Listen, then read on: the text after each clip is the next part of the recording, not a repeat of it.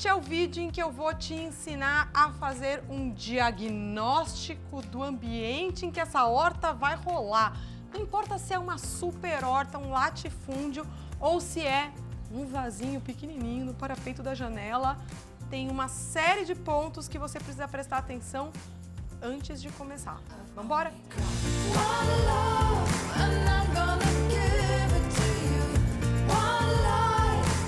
No primeiro vídeo dessa série de preparo para a horta, a gente falou rapidamente sobre a importância do sol.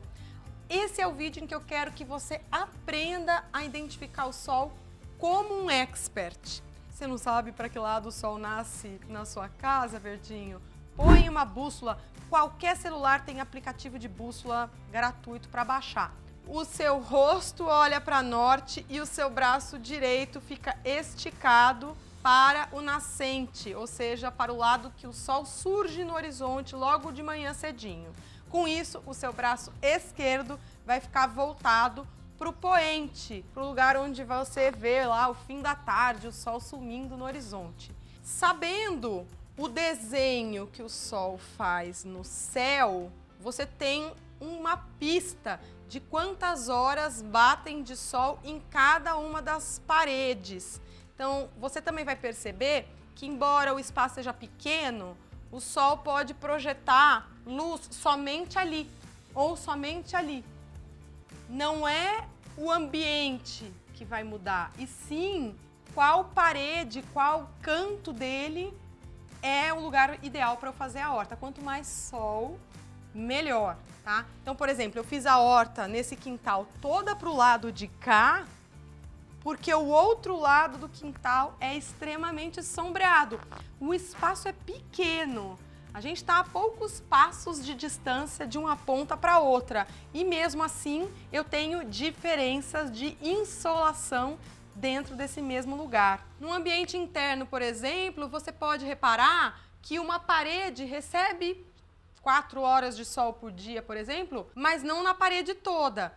Talvez perto do teto você veja uma mancha de sombra o dia todo. Talvez a 1 metro de altura do chão você perceba que nunca bate sol. Enfim, faça esse diagnóstico, esse mapeamento com bastante franqueza, sincerão. Porque se você falar acho que, no final das contas, uma hora a planta começa a não dar certo, o tomate não frutifica, as coisas que você gastou um tempão, energia, dinheiro para fazer crescerem não crescem justamente porque lá atrás o diagnóstico foi falho. Antes de mais nada, eu quero que você memorize finalmente o que são os termos técnicos: sombra, meia sombra e sol pleno. O que significam essas expressões? Quando a gente falar de sombra na horta, a gente está falando de um ambiente que recebe umas 2 horas de sol fraco por dia.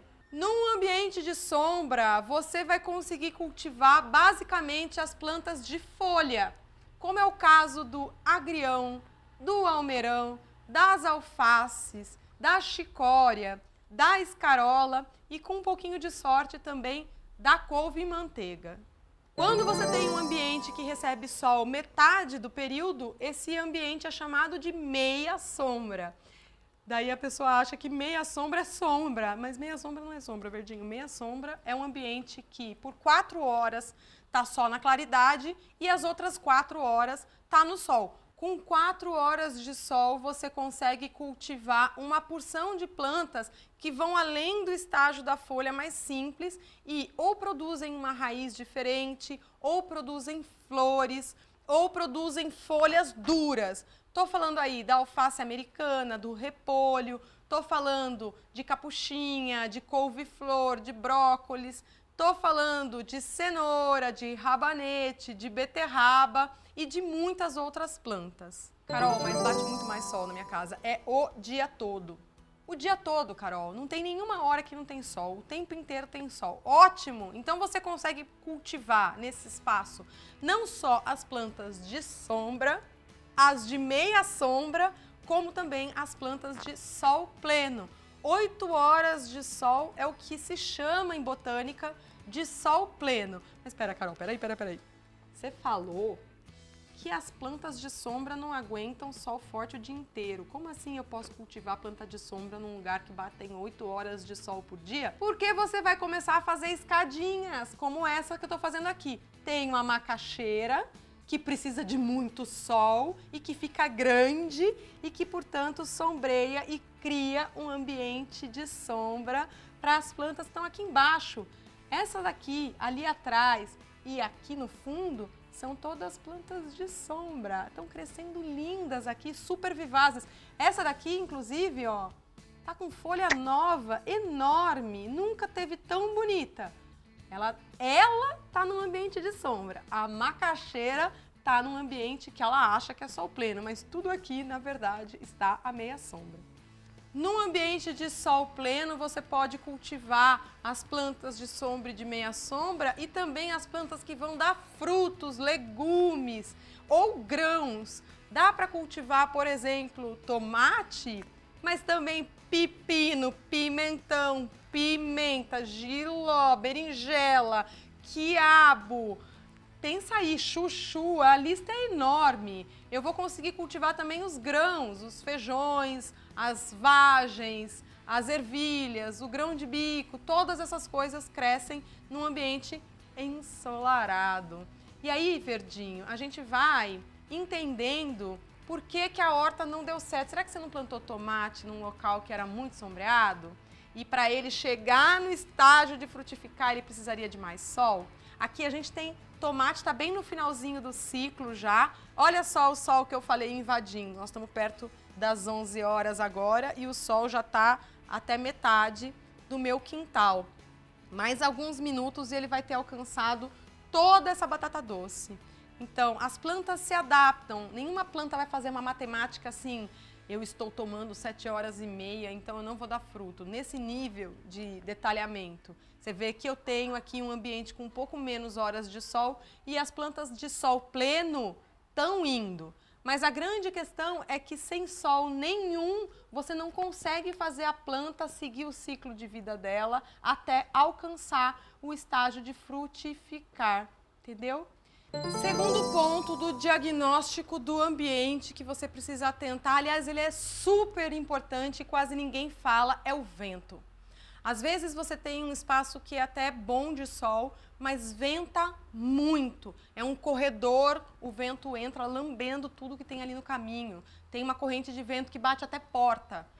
Esse tipo de ambiente é impróprio para planta, para hortaliça, especialmente para as hortaliças de folha larga, como é o caso, por exemplo, dessa batata doce. Se você tem um ambiente tão ventoso assim, as plantas ficam com a folha ressecada na ponta e o fruto também não vai para frente. Ele começa a crescer e inchar, mas o vento está o tempo inteiro desidratando o solo e a planta parece que está brigando. Aí ela uma hora desiste e entrega os pontos. Nem chega a inchar direito o fruto. As flores não dá tempo da flor ser fertilizada, porque inseto nenhum consegue ficar muito tempo nesse ambiente tão ventilado. O que você faz, Verdinho? Você cria um quebra-vento. O quebra-vento, ele tem a função de criar uma resistência ao vento que chega. Então imagina que eu tenho aqui um local de vento muito forte e que tudo que eu estou tentando plantar aqui não está indo para frente. Eu crio um quebra-vento. Pode ser um muro, pode ser uma treliça, pode ser uma grade. O seu quebra-vento não precisa ser uma coisa inteirinha maciça. Pelo contrário, quando você tem uma estrutura completamente maciça como um muro, o vento vem com violência, bate na estrutura e sobe com violência. Então, o muro nem sempre é a melhor solução, porque olhando de lado, você teria uma situação assim. O vento está vindo daqui, ele subiu violentamente e ele também desce violentamente. E aí ele faz aqueles rodamuinhos de poeira no chão. Quando você cria uma estrutura mais vazada, como um alambrado, como uma árvore, ou um grupo de árvores, ou um arbusto, ou um grupo de palmeiras, ou uma treliça, você faz uma parte do vento subir, mas uma outra parte passa pelo vazado, entendeu? Passa pelo vão das folhas da árvore, do arbusto. E aí ele sai do lado de cá mais suave. É como se ele fosse dividindo a potência dele, ele vai ficando mais brisa. Ele vem vendaval, mas a partir do momento que ele vai encontrando uma série de pequenas resistências, ele vai saindo mais levinho, mais sopro, não faz aquela sujeira toda no chão. Outros pontos para você prestar atenção nesse diagnóstico.